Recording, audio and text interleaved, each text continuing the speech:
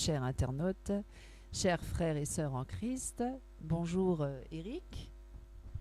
Bonjour Karine. Voilà. Alors nous sommes à nouveau de retour sur ce plateau de partage de la parole. Et nous sommes vraiment très heureux de pouvoir partager avec vous ce que le Seigneur va nous inspirer aujourd'hui. Parce que nous nous laissons conduire par le Saint-Esprit, évidemment. Mais toujours conforme à la parole. Hein. Jamais hors de la parole. Toujours bien dans la parole. Tu voulais rajouter? Oui, c'est vrai que aujourd'hui le Seigneur il cherche des adorateurs en esprit et en vérité.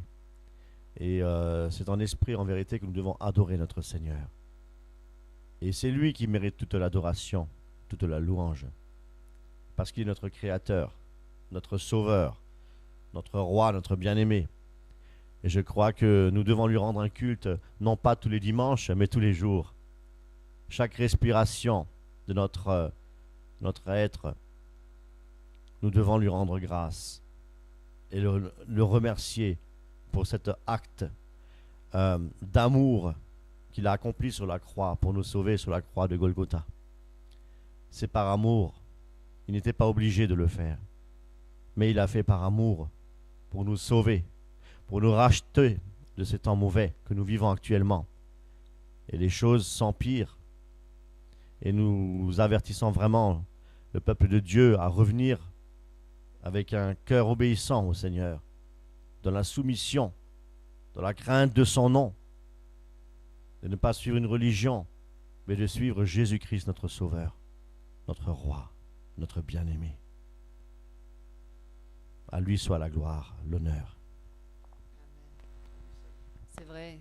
Si nous sommes là aujourd'hui, c'est pas par notre propre volonté, parce que nous-mêmes, si nous n'étions pas nés de nouveau, si nous n'aurions pas rencontré le Seigneur dans notre vie, nous serions encore perdus dans nos péchés et peut-être loin de sa face et peut-être morts aussi aujourd'hui. On ne sait pas vraiment, on ne connaît pas notre avenir. Dieu seul le connaît. Mais en tout cas, ce que je peux vous dire, mes amis, c'est que si nous sommes là, c'est par pure grâce. C'est parce que le Seigneur nous a sauvés, il nous a rachetés de notre vaine manière de vivre. Nous ne sommes pas meilleurs que les autres. C'est ça justement ce qu'on veut dire encore ce soir. Nous ne sommes pas meilleurs que les autres. Nous sommes juste des pécheurs rachetés par le sang de Jésus. Jésus-Christ s'est révélé dans notre vie. Oui, il faut passer par une nouvelle naissance. Moi, ce que je regrette, c'est qu'il y a beaucoup de chrétiens, enfin, entre guillemets chrétiens, qui se retrouvent dans les églises et qui ne sont même pas passés par la nouvelle naissance. Et ils sont trompés, ou ils se trompent eux-mêmes, ils sont aveuglés. Et ils ne réalisent pas qu'ils vont sur un chemin glissant, qui ne les mène pas à Jésus-Christ, mais qui les mène plutôt à Satan. Et on va un peu en parler de tout ça, de ces églises de prospérité, ces églises, ces faux évangiles qui se propagent de plus en plus partout dans les églises, et pour tromper, pour séduire aussi même, voire les élus. Parce que c'est ça justement. Et nous devons être vigilants, mes amis. Ceux qui sont en Christ, nous devons veiller, nous devons prier sans cesse. Nous devons chercher sans cesse la face de Dieu parce que nous sommes menacés tous les jours. Oui, le diable, il ne chôme pas, il ne dort pas. Il est là aussi, il active et il nous déteste, il nous hait et il veut la perdition, il veut nous perdre, il veut aussi perdre les enfants de Dieu. Et il essaiera par tous les moyens, toutes les subtilités, toutes les ruses sont bonnes. Et c'est un pervers, vraiment, il cherchera par tous les moyens.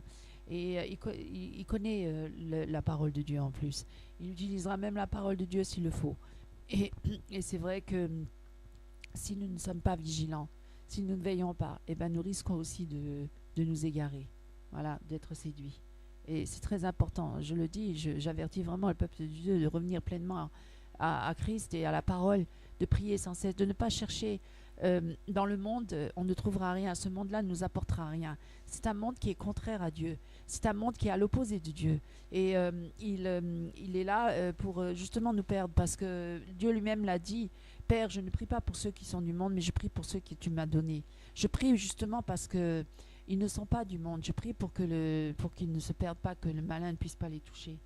Et je prie parce qu'ils sont dans le monde, mais ils ne sont pas du monde.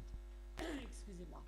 Ce que je peux vous dire, mes amis, c'est que oui, nous ne sommes pas du monde. Et de plus en plus de chrétiens actuellement, à l'heure actuelle, sont plus mondains que spirituels. Ce sont des chrétiens charnels. Et nous-mêmes, nous devons lutter. Nous devons veiller, nous devons prier sans cesse pour pas que la chair prenne le dessus, pour pas que nous marchions d'une manière charnelle, mais d'une manière spirituelle. Parce que c'est dans le spirituel, voilà. Et nous sommes dans un monde spirituel. Et il y a des choses qui se passent dans le monde spirituel que nous ignorons même si nous n'avons pas le discernement et si nous n'avons pas le Saint-Esprit. Nous ne savons même pas tout ce qui se trame dans le monde spirituel. Mais Dieu sait toutes ces choses-là. Et il veut, faute de connaissance, mon peuple périt. Oui, il veut avertir le peuple. Il veut lui ouvrir les yeux. Il veut lui montrer justement dans quel enjeu nous sommes spirituellement. Et voilà. Et donc, je voulais juste dire, et je laisse la parole à mon mari, que ce monde-là ne nous apportera rien. Et cet évangile de prospérité, là, de dire qu'on aura beaucoup de richesses sur la terre, ça, c'est un faux évangile. Si Dieu veut donner des richesses, bien sûr, il peut les donner. C'est pas ça le problème à la base. Mais si on court après ça, et si on cherche ça, et que de plus en plus d'églises deviennent des églises entreprises, des églises de commerce, eh bien ça, Dieu, il a en horreur. Et Dieu, d'ailleurs, il est même en colère contre tout ça. Et d'ailleurs, je vais donner la parole à mon mari, qui pourra vous en parler plus amplement.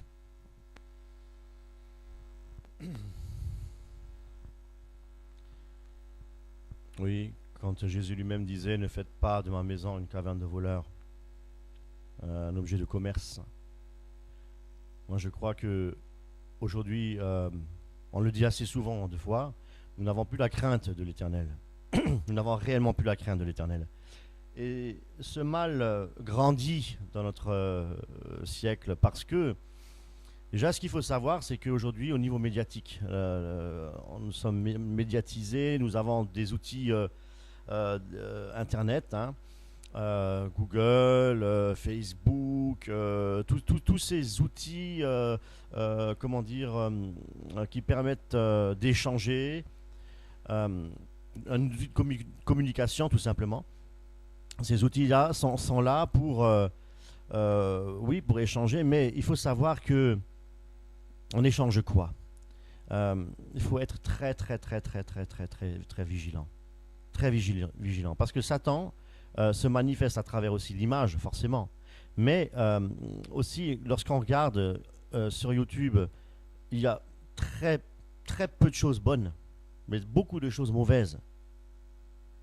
Hein, parce que petit est le peuple de Dieu. Hein, mais aujourd'hui, c'est vrai que tout le monde veut s'afficher. Tout le monde veut prendre la parole, ce qui n'est pas mauvais en sorte. Mais je crois que ce qui est important, c'est lorsque nous prenons la parole de nous laisser inspirer par le Saint-Esprit. Je parle maintenant pour les enfants de Dieu. Et malheureusement, aujourd'hui, le problème qu'il y a sur Internet, c'est que on ne veut plus plaire à Dieu, mais on veut plaire aux hommes. C'est ça que je voulais dire. Le mal est là sur Internet parce que nous devons nous laisser conduire par le Saint-Esprit. Et non pas pour plaire aux hommes. C'est ça que je veux dire. Parce qu'aujourd'hui, quand on regarde sur Internet, on veut toujours faire des choses pour montrer, pour plaire, pour montrer. Et Dieu n'en a rien à faire de ça. Dieu, ce que lui, il veut, c'est notre cœur. Ce que Dieu, lui, il veut, c'est, oui, qu'on puisse effectivement utiliser peut-être cet outil informatique, utiliser Facebook peut-être, oui, YouTube, etc., mais pour sa gloire. Hein. Et comme je le dis si souvent de fois, avec un marteau, on peut édifier, on peut construire, mais on peut aussi tuer quelqu'un. L'outil en lui-même n'est pas dangereux. C'est qu'est-ce qu'on en fait avec cet outil? Quelles sont les motivations de notre cœur, de notre esprit avec cet outil? Et aujourd'hui, le mal est là. Hein? Et c'est juste pour vous amener à Galates 1:10 où il est dit: et maintenant, est-ce la faveur des hommes que je désire ou celle de Dieu? Est-ce que je cherche à plaire aux hommes? Si je plaisais encore aux hommes, je ne serais pas serviteur de Christ. Effectivement, lorsque nous voyons cet évangile de prospérité, c'est toujours pour plaire aux hommes. C'est pour ça on va un peu débattre ce sujet-là aujourd'hui. Je ne savais pas qu'elle allait en parler, donc on va en parler. Et je crois que nous devons aujourd'hui être très vigilants. L'église de Christ n'est pas un lieu de commerce. L'église de Jésus-Christ est un lieu de prière et d'adoration. Et c'est tout. Et c'est en esprit que nous adorons le Seigneur. Nous ne faisons pas de commerce avec Dieu. Nous ne pouvons pas faire de commerce avec le Seigneur. Nous avons suffisamment d'exemples.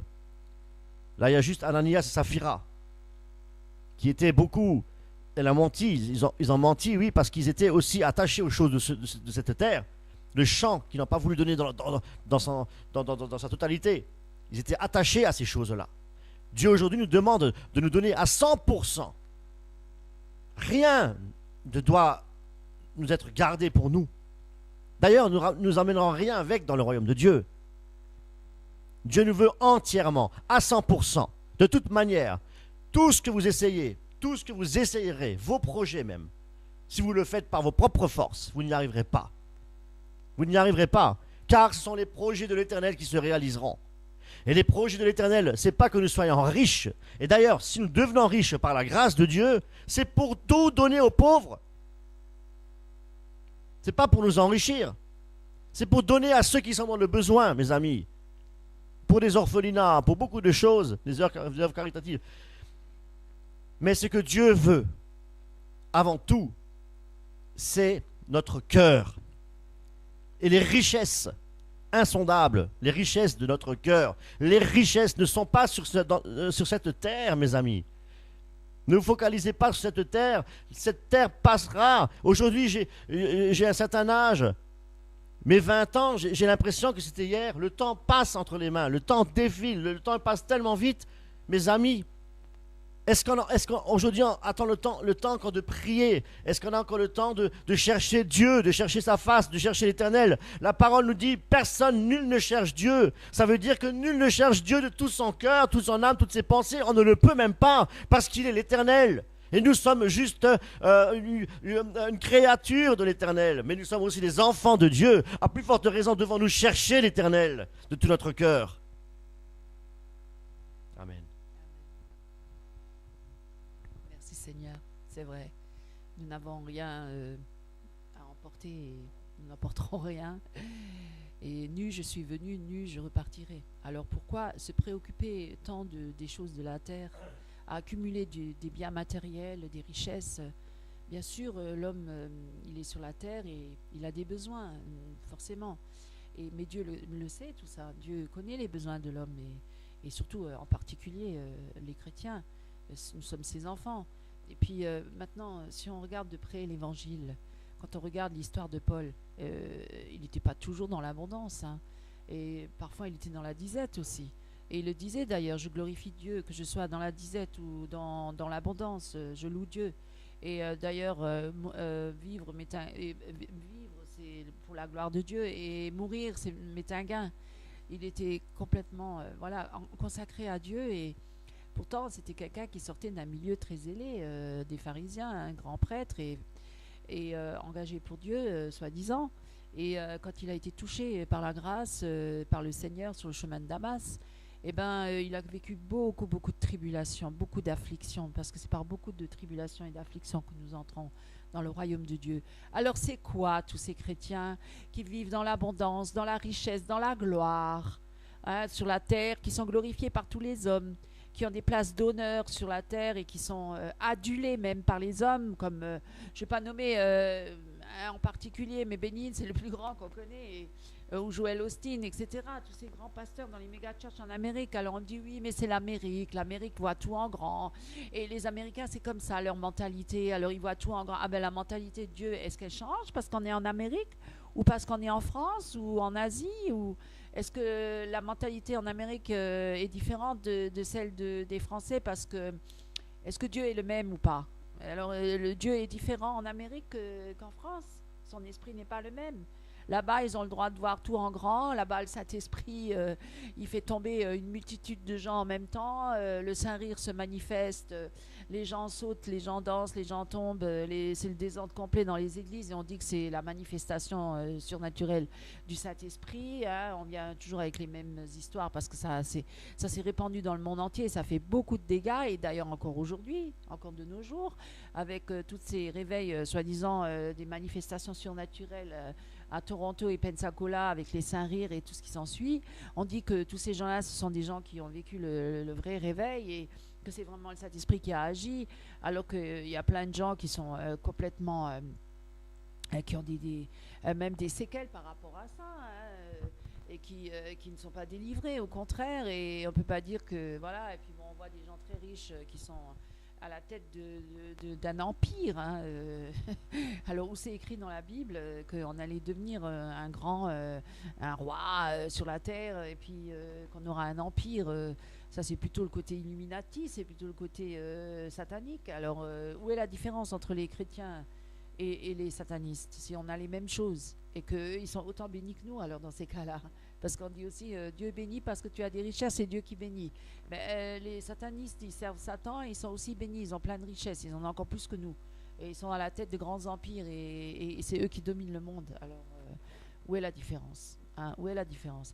Alors, mes amis, ces chrétiens qui envient tous ces chrétiens qui réussissent, qui sont riches, excessivement riches, qui sont multimilliardaires, et qui s'affichent, d'ailleurs qui n'ont aucune honte de s'afficher devant les hommes, et devant les chrétiens en particulier, pour que les chrétiens soient séduits, hein, et qu'ils soient frustrés par eux-mêmes en disant mais Seigneur, tu me bénis pas, parce que tu vois, eux là, ils sont bénis, regarde, ils ont tout, ils ont des jets privés, des grandes villas, ils ont des grosses voitures, mais est-ce que Dieu nous a sauvés de la terre et du monde pour nous sortir de tout justement de toute cette folie, de toute cette convoitise, de tout ce matériel?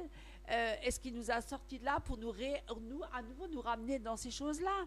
Est-ce que Dieu nous a racheté de cette vaine manière de vivre, de ce monde de folie, pour ensuite nous remettre là-dedans? Mais alors c'est un non-sens. C'est un non-sens. Est-ce que Paul est-ce qu'il est devenu riche?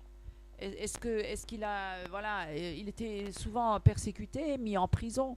Est-ce que vous voyez que ces gens-là sont persécutés? Non, ils sont glorifiés. Ils sont élevés même par les hommes politiques, même par les stars et tout. Donc, où est la différence par rapport à la parole de Dieu qui dit que si j'ai été persécuté et si le monde m'a haï, alors ils vous haïront aussi, et vous persécuteront. Alors, quel évangile nous prêchons là? Dites-moi, un évangile de prospérité ou de régner maintenant, tout de suite, sur la terre, alors que les enfants de Dieu, les vrais, depuis le commencement, depuis l'Église primitive, ils ont été persécutés, ils ont été rejetés. Jésus lui-même a été rejeté, alors qu'il est le Fils de Dieu, alors qu'il est Dieu parmi les hommes, et on lui a craché dessus, on l'a injurié, on l'a humilié, on l'a rabaissé, on l'a couronné, une couronne d'épines, on l'a crucifié. Donc, où est la différence, mes amis, hein? Qu'est-ce qu'on recherche réellement? Quelle est notre motivation? Est-ce que vous êtes vraiment né de nouveau? Est-ce que, je sais pas, posez-vous la question. Est-ce que je suis réellement avec Christ? Est-ce que ma vie, elle est vraiment en règle devant Dieu? Est-ce que ma vie plaît à Dieu? Est-ce que Dieu m'agrée dans ce que je fais? Est-ce que Dieu est avec moi, ou est-ce qu'il ne l'est pas? Parce que ça ne sert à rien de regarder aux hommes. Pourquoi vous regardez autour de vous? Celui-là, il fait ceci, celui-là, il fait ceci. Chacun copie sur l'autre, justement à cause des médias. À cause des médias, parce que maintenant, on est beaucoup dans l'image. On n'ignore plus rien. Internet nous dévoile tout, les pires choses d'ailleurs, comme les meilleures. Il y a de tout. Il y a vraiment de tout. Autant des ténèbres jusqu'au plus bas, jusqu'aux plus viles choses de la terre qui se passent dans... Autant les belles choses de la création de Dieu, on voit de tout. C'est bien, c'est vraiment une encyclopédie de connaissances, mais en même temps aussi une vraie poubelle. Hein, c'est une vraie poubelle. Parce que les gens, ils puisent là-dedans et ils font n'importe quoi. Et ils copient les uns sur les autres, se copier-coller, et ils imitent, ce sont des imitateurs, comme d'ailleurs le diable est un imitateur, hein, il singe Dieu, et c'est ce qu'il fait toujours dans la Bible, c'est ce qu'il fait toujours dans les églises aussi, hein, puisqu'il singe Dieu, il se transforme même en ange de lumière, et il prend l'apparence de piété, l'apparence d'un chrétien, l'apparence d'un homme de Dieu, d'une femme de Dieu, il prend l'apparence belle et lumineuse pour entraîner les autres, pour séduire, pour entraîner les autres dans la perdition et dans l'égarement. Voilà, il est rusé et subtil, et donc par l'image, on arrive à faire beaucoup de choses, et on utilise beaucoup, et de plus en plus, et tout le monde, du plus grand jusqu'au plus petit, même un enfant utilise Internet et propage ses messages, à la limite presque subliminaux, pour séduire aussi, entraîner d'autres gens à le suivre. On utilise Internet pour le commerce, alors on fait plein de publicités et tout pour amener les gens à justement convoiter ce produit-là plus qu'un autre. Et alors on évoque toutes sortes d'avantages et de merveilles qu'il a ce produit plus qu'un autre. Enfin vraiment pour bluffer les gens, pour les séduire. Ah, déjà là, et maintenant avec la parole de Dieu, on fait pareil. On fait exactement la même chose. Voilà, on élève un homme plus qu'un autre et on élève une dénomination plus qu'une autre, ou on élève un mouvement plus qu'un autre. On fait aussi beaucoup de publicité et on utilise tous les moyens et tous les réseaux sociaux. On veut avoir beaucoup de monde qui nous regarde. Waouh, voilà, là, mais c'est pas une preuve qu'on est agréé devant Dieu, mes amis. C'est pas une preuve. Après, je te laisserai la parole. Et en même temps, je veux dire que quand mon mari parlait des réseaux sociaux, dont Facebook, ben moi j'allais dire phase de bouc. Mes amis, réveillez-vous. Phase de bouc, hein, c'est Baphomet qui est derrière ça. Il y a tellement de perversions qui se propagent dans phase de bouc et d'hérésies et de mensonges et de calomnies, de médisances, de mauvais propos. Ne me dites pas que c'est un bon réseau. Arrêtez, ouvrez les yeux. Moi, je connais plein de pasteurs qui sont convoités par des femmes qui parlent avec le pasteur parce que, soi-disant, ils propagent l'évangile et ils prêchent l'évangile. Mais arrêtez de vous mentir à vous-même ou d'être hypocrite avec vous-même. Vous avez plein de contacts avec plein de femmes, vous communiquez avec plein de femmes en dehors de votre épouse. Vous avez des relations de plus en plus intimes avec beaucoup d'autres femmes qui n'est d'ailleurs pas normal. Et ça, c'est à cause de Facebook. Ça, c'est ou même des femmes qui communiquent avec des hommes. Mais parce que j'ai des témoignages par rapport à ça. Un couple pastoral, même d'un certain âge, avait témoigné, avait dit que nous connaissons personnellement, et qui était sur Facebook. Et ben, beaucoup de femmes, même des jeunes femmes, appelaient cet homme déjà d'un certain âge et le séduisaient. Et ne parlaient pas du tout de Jésus-Christ, mais de bien autre chose, et se confiaient en lui, et racontaient leur vie intime, leur vie... Allez, arrêtez, on déballe tout, là, il n'y a plus d'intimité, il n'y a plus de respect de l'intimité de personne, du couple, de rien, il n'y a plus aucun respect de l'individu, de son intimité, de sa vie de couple, de rien, tout est étalé, tout est mis à nu, et on en rajoute une couche, beaucoup racontent n'importe quoi, beaucoup sont dans le mensonge, beaucoup... se donnent une image d'elles-mêmes, des femmes, beaucoup les jeunes filles aussi, qui s'étalent sur Facebook comme des prostituées, ou alors qui changent complètement leur look et se transforment à cause de comment ça s'appelle, le logiciel là où on change tout, on se met des grosses lèvres, on se met... c'est des ouais, enfin, pour transformer l'image comme les stars, on a des têtes de stars, comme... ils se transforment complètement à cause du publish, machin... voilà, il y a un logiciel, les jeunes y connaissent, hein. Et ils se transforment, ils se changent complètement, ils se vieillissent, ils gonflent leur poitrine, ils grossissent leur taille. Enfin, j'ai jamais vu ça. Naturellement, Dieu n'a jamais créé une femme maigre, très maigre, avec des gros seins comme ça. Je parle de ça parce qu'on c'est beaucoup répandu, et puis les jeunes filles regardent beaucoup à ça et elles veulent toutes ressembler à ça, des bimbos, alors que franchement c'est très moche, hein, c'est des poupées Barbie, bimbo, gonflées au silicone, gonflées au botox ou je sais quoi. Enfin bref, c'est aberrant. On est dans le monde de l'image et les gens ne sont plus naturels, ils vivent que par l'image, et ils veulent tous être transformés, ils veulent tous se transformer parce qu'ils veulent tous ressembler à cette star qui est là, qui est utilisée par Satan justement pour rendre les gens malheureux, pour les rendre malheureux parce qu'ils se disent je suis pas aussi bien qu'elle, ouais, mon mari il regarde que ces femmes là, moi je regarde, je vieillis, je suis pas belle, ou là la jeune fille qui dit j'ai pas beaucoup de seins alors que les autres ils ont tous des, alors que c'est complètement faux.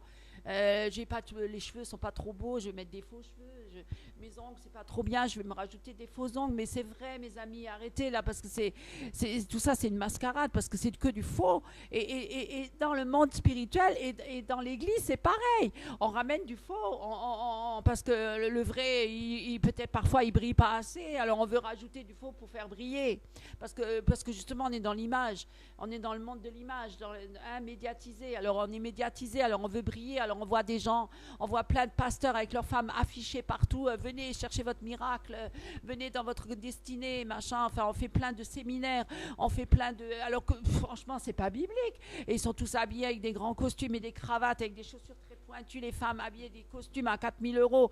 Alors on est frustré, on se dit, regarde ces femmes-là, alors on dit, oh, elles ont réussi dans le monde spirituel, elles ont réussi avec le Seigneur les bénit. Alors, mais c'est totalement faux. Elles ont des grands sourires, elles sont toutes éclatées, épanouies. Alors on se dit, mais moi je ressemble à quoi? Regarde Seigneur, mais qu'est-ce que je suis devenue depuis que je marche avec toi? J'ai que des tribulations, des afflictions, je suis privée de tout, parfois des épreuves très dures. Et ces gens-là, on dirait qu'ils n'ont pas d'épreuves, ils ont peut-être des épreuves à un autre niveau, mais je veux dire qu'avant tout, ce qu'ils veulent, c'est briller, avoir la gloire. Ils cherchent tous leur gloire, double chevalière, presque comme les francs-maçons, les Illuminati, c'est peut-être des francs-maçons, certainement. Il y en a peut-être aussi là-dedans qui sont des sorciers, qui sont engagés par Satan pour séduire, pour détourner. Alors mes amis, ouvrez les yeux, arrêtez de croire à tout ça, arrêtez d'être bluffés par toutes ces fausses apparences trompeuses. L'homme n'emportera rien avec lui. C'est pas parce qu'il brille avec un beau costard ou une belle cravate, qu'il a des belles paroles, une prédication, que forcément ça vient de Dieu. Ne vous laissez pas séduire, parce qu'on est vraiment à la fin des temps. L'apostasie est grande. Hein. Je pourrais en parler des heures, c'est vrai, je vais quand même donner la parole à mon mari. Mais je vous le dis, arrêtez de suivre les hommes. Ne regardez plus à toutes ces images. Oui, nous aussi, on passe sur Internet, mais on passe sur Internet pour avertir le peuple. On n'est pas là pour chercher notre propre gloire. On s'en fout. Franchement, qu'est-ce qu'on en a à faire de notre gloire? Parce que nous aussi, on va passer. Et nous, on n'est pas les sauveurs du monde. Moi, je ne suis pas Jésus-Christ, tu n'es pas Jésus-Christ. Nous, tout ce qu'on peut dire, c'est qu'on a été sauvés par Jésus-Christ et que Jésus-Christ nous montre et nous ouvre les yeux. Et parce qu'on prie, on cherche le Seigneur, on demande au Seigneur de nous montrer la vérité. Et la vérité, c'est Jésus-Christ. Et Jésus-Christ seul. Et c'est Jésus-Christ seul qui nous a affranchis et qui nous a rendus libres. Et Jésus nous délivre de l'esclavage des hommes et du monde, et du péché et des ténèbres, et de se repentir de ses péchés. Il y a beaucoup trop de péchés dans les églises. Beaucoup trop de péchés, ça aussi, il faut en parler. Oui, mon chéri, je te passe. Oui, du coup, je ne sais plus quoi dire. Non. Je crois que nous avons, vous savez, lorsqu'on regarde dans le monde, hein, on va prendre l'image dans ce monde, un chanteur populaire, Johnny, ou je ne sais pas, très médiatisé, c'est quelqu'un qui effectivement a beaucoup de fans, encore aujourd'hui, quoi qu'il soit déjà décédé. Voilà, donc ça devient une idole. Ça devient une idole. Donc on veut lui ressembler. On s'habille de la même manière. Hein, on se fait les mêmes tatouages. On imite la voix. Voilà, donc on convoite la moto, etc. Mais pour tout, c'est comme ça. Quand on parle de Rihanna, quand on regarde mais mes amis, ce qui est grave, mais bon, ce sont les gens du monde. Mais ce qui est grave, c'est que toutes ces personnes-là sont des suppôts de Satan. Ces personnes qui sont médiatisées, ce sont des gens, ce sont des suppôts de Satan, comme Madonna, Andrea Grande, et toutes ces personnes-là, Lady Gaga, etc., sont les suppôts de Satan. Et c'est le commerce du diable. Et donc toutes les jeunes filles veulent imiter ces personnes. Et malheureusement, il y a même des chrétiens et des chrétiennes qui imitent ces gens et qui apportent même cette musique dans l'église pour faire la chorégraphie, les mêmes danses sataniques, des danses rituelles sataniques. Mes amis, ce que je vous dis, c'est la vérité devant le Seigneur. Je vous dis la vérité. C'est très dangereux. C'est très dangereux. On ramène la prostitution dans l'église. On mélange le monde des ténèbres avec la lumière. C'est ça le commerce dans la maison de Dieu, mes amis. C'est ça aussi le commerce dans la maison de Dieu, mes amis. On ne peut pas mélanger les choses pures et les choses impures, mes amis. Alors, ce que je voulais dire par là, c'est que nous avons aussi, nous les chrétiens, un modèle. Nous avons un seul modèle, c'est Jésus-Christ. Amen. Et si nous voulons réellement dire que nous sommes chrétiens, nous ne pouvons pas nous compromettre avec toutes ces choses dans ce monde. Nous devons sortir du monde, nous devons nous séparer de ces choses impures. C'est la parole qui nous le dit, c'est le Seigneur qui nous le dit. Mais nous ne faisons pas attention, nous restons toujours, nous disons toujours, oui, mais nous sommes encore sur cette terre, voilà, donc nous sommes sous la grâce, etc. Non, mes amis, non. Vous savez, quand on regarde Noé, hein, il y a juste la famille de Noé, il y a une poignée de mains qui ont été sauvées. Une poignée de mains, mais vous pensez que le Seigneur, parce que vous êtes chrétien évangélique, vous pensez que le Seigneur, parce que je suis baptiste, parce que mon père est pasteur, vous pensez que vous allez être épargné? Non, non mes amis, on se fait un faux Jésus là, un Jésus qui accepte tout, un Jésus de grâce, un Jésus gentil, un Jésus doux, mais attention mes amis, Jésus est aussi un lion, il n'est pas qu'un agneau, amen. Attention, il a renversé les tables, mes amis. Et je vais même plus loin. Je vais même beaucoup plus loin. Je vais même encore plus loin que ça. On veut nous dire Jésus, Jésus, nous t'aimons, Jésus, nous t'aimons. Si nous aimons Jésus, nous devons garder ses commandements. C'est ce que la parole nous dit. Et obéir, forcément. Mais je vais plus loin. Si nous aimons Jésus-Christ, nous devons l'imiter. C'est Jésus que nous devons imiter. La parole est claire. Jésus a dit quoi dans le jardin de Gethsémani? Qu'est-ce qu'il a dit? Non pas que ma volonté se fasse, mais que ta volonté se fasse. Mes amis, tout ce que nous disons, tout ce que nous faisons est pesé, est entendu et vu par le Seigneur. Tout ce que nous faisons. Si nous avons fait des choses horribles, demandons pardon au Seigneur et ne retournons plus dans le vomi. Et arrêtons de pécher et marchons droit avec le Seigneur. C'est ça, mes amis. Parce que Satan nous déteste. Satan nous hait. Et parce que toi, peut-être, tu n'arrives pas à abandonner un péché. Tu retombes dans le péché. Et tu te dis, mais pourquoi? Qu'est-ce qui m'arrive? Pourtant, j'aime le Seigneur. Je prie le Seigneur, mais il ne m'aide pas. Pourquoi? Je retombe toujours dans les mêmes travers. J'arrive pas. Seigneur, aide-moi. Et je retombe. Et je retombe. Je vais te dire pourquoi, mon frère. Je vais te dire pourquoi.